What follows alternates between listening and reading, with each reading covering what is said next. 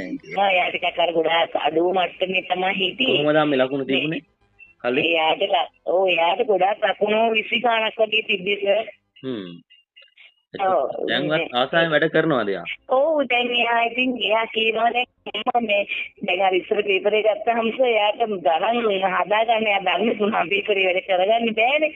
එයා දැන් කියනවා දැන් නම් අම්මා නිකන් කුළුවට ගලාගෙන එනවා වගේ දැන් නම් හදන්න පුළුවන් ගණන් කියලා දැන් කියනවා. හොඳයි හොඳයි. සර් දැන් කොහොම හරි 66 වගේ මේ සැරේ ටර්ම් ටෙස්ට් එකට තිබ්බා. ඒ කියන්නේ අනිවාර්ය නේද?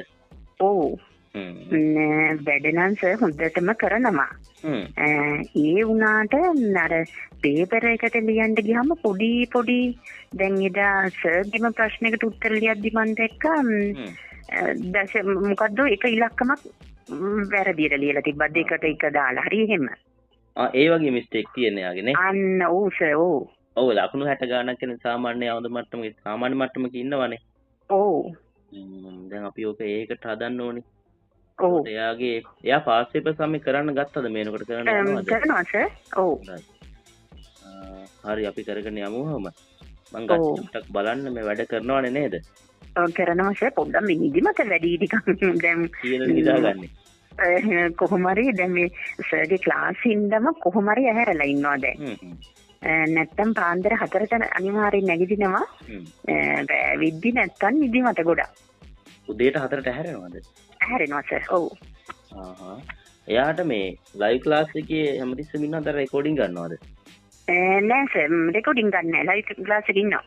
රෙකෝඩින් ඕනේ නම් ඉල්ල ගන්න කියන්න. මම අර ගෲප් එකට දාන්නේ නෑනේ අපි ළමයි ගොඩක් ෂෙයා කරන නිසා. ඔව්. දේවල් ඉල්ල ගන්න කියන්නේ. එහෙනම් පාස් සේවස් කරන යන්න කියන්න. ඔව්. මේ එතකොට මගේ ටියුට් එකෙත් අපි කරන්න කලින් සමහර අය කරනවා ඒත් කැමති නම් කරන්න කියන්නේ. එයාගේ ලකුණු දැන් 60 ගාණක් කියන්නේ අපරාධය උස ඒකක් ආවේ නැත්තම්.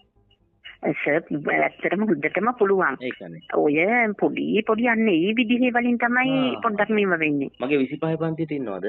ඉන්නවා සර් ඉන්නවා. ඒකේ සාමාන්‍යයෙන් කීයෝ ඒ ගන්නවද? දැන් ඒකේ සර් කොහොම හරි සර් කරන ටික මෙයා තනියම කරලා ඒ ටික ඔක්කොම හරි. 25ම ගන්නවනේ.